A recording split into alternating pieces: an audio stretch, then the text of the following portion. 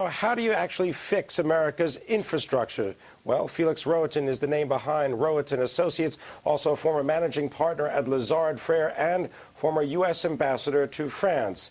His view, you can't fix infrastructure when the U.S. is spending so much on many efforts abroad. Ambassador Rohatyn, thanks for joining us. Not at all. What is the current state of the infrastructure in the United States, just so people have an understanding of how bad is it? It's terrible. It's terrible, which means that our quality of life suffers, means our productivity suffers, our ability to do things. I mean, it's a pity, and people get hurt.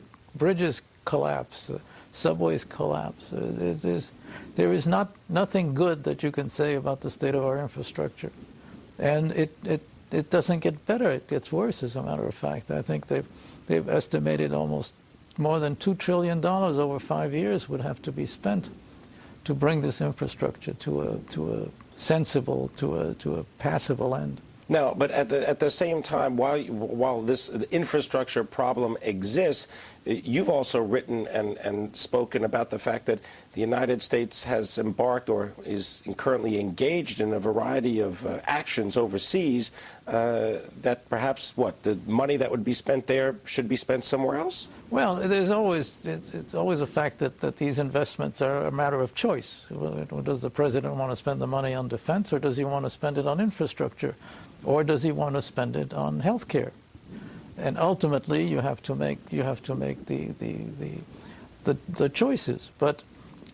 And ultimately, you probably wind up shortchanging everything, and running big deficits, because beyond a certain point, you also can't push these investments. And even though infrastructure investment, I think, is the best form of investment because it's long-term investments and it's long-term employments, still you're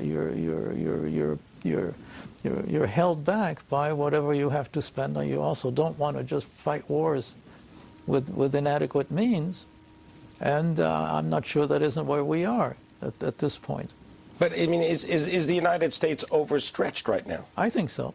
Yes, very definitely. And do you think that's going to change? Well, it isn't going to. I mean, it can only change if our economy booms and our investments are more available. If we have the capacity to do it without collapsing our currency. Well, these are very difficult choices to make, and especially now that we have more competitors in the world in terms of everything. I mean, whether it's India, whether it's China, whether it's Russia. And we're fighting these wars. And you know, I think since World War II, countries like ours have fought about 5 or 6 wars. The French in Algeria, the Russians in Afghanistan, the Brits in Burma, we in Vietnam. And we've lost every one of these wars. The big country has lost. So it seems to me a little bit we ought to think a little bit about what the history is of colonial wars, because this is what we're doing. And God knows I'm not anti-army and anti-military, because I think we desperately need to be able to not only defend ourselves, but to have people sufficiently intimidated by us that they don't go and do foolish things. But it's so expensive. First of all, fighting a war is expensive, both in blood and in treasure. And you can't, if you to go beyond a certain level, you might as well not go. But then you run into this issue of the budget and how much you can actually afford, and you come up against the brick wall.